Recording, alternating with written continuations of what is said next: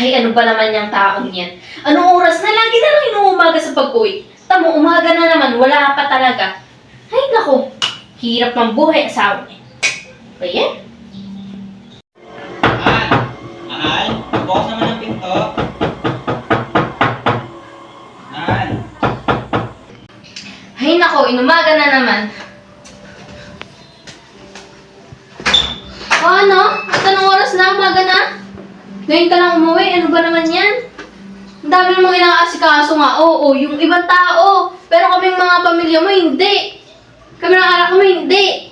Pasensya ka naman, medyo inumaga lang ako dahil maraming ginagawa. Yun nga madami yung ginagawa, pero sa ibang tao, hindi sa amin. Pasensya ka na ha. Sana naman pinagpahinga niyo muna ako. Masyadong makakapagod ang trabaho ko. Kung alam niyo lang, maraming kailangan intindihin.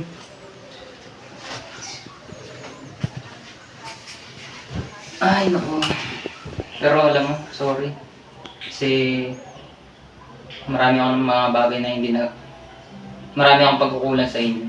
Sana naman maintindihan niyo yun. Naiintindihan naman kasi. Lagi na lang ganun. Ilang taon lang ganyan. Yeah, mababawi ako sa'yo. Yan. Yung bawi-bawi na yan. Ilang taon na yung bawi na yan. Bahala ka na dyan.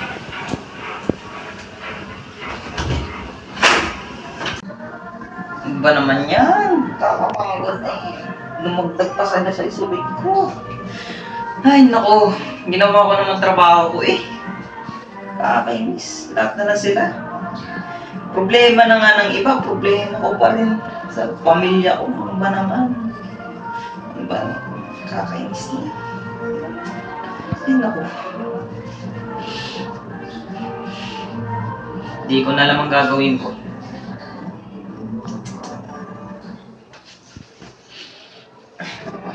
Pahinga na lang.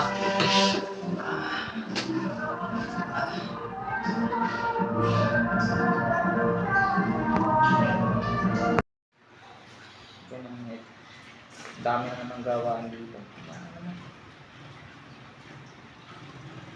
Tay! Tay!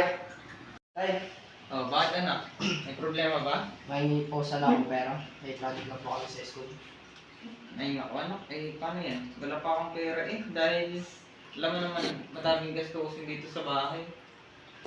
Yan, baka sa isang araw, malapit na rin naman ang aming malapit na rin namin makuha yung sahod namin. Ay, hindi po ari. Kailangan po talaga namin. Kailangan po namin may pasa agad. Pag di po napagpasa, mawawalan po ako ng grade. Paano kaya yun? Yung wala talaga ako anak ngayon eh. Hindi ka pwedeng kausapin mo nilang muna yung teacher? Hindi po eh. Sige anak, ganito na lang. Gagawin ko na lang ng paraan niya na baka mamaya. Sige, subukan kong magawa ng paraan. Sige, tay. Ingat mo lang. Malaki ang ginagampanan ng social work sa ating buhay. Ito ay naglalayon na matugunan ang pangangailangan ng isang individual o ng isang komunidad. Sa pamamagitan nito, mas lalo pa nating mapapaunlad ang ating kaalaman at mapapaunlad din ang ating antas ng ating pamumuhay. Minsan sa ating buhay nakakaranas din, ang isang social worker ay nakakaranas din ng mga pagsubok ng anxiety sa buhay, kung saan katulad na lamang na ipinakita sa video, makikita natin na nagkakaroon ng problema sa kanyang pamilya. Minsan nalilimutan na nila ang kanilang pamilya para lamang makatulong. Pagiging isang social worker ay hindi lamang isang madaling propesyon.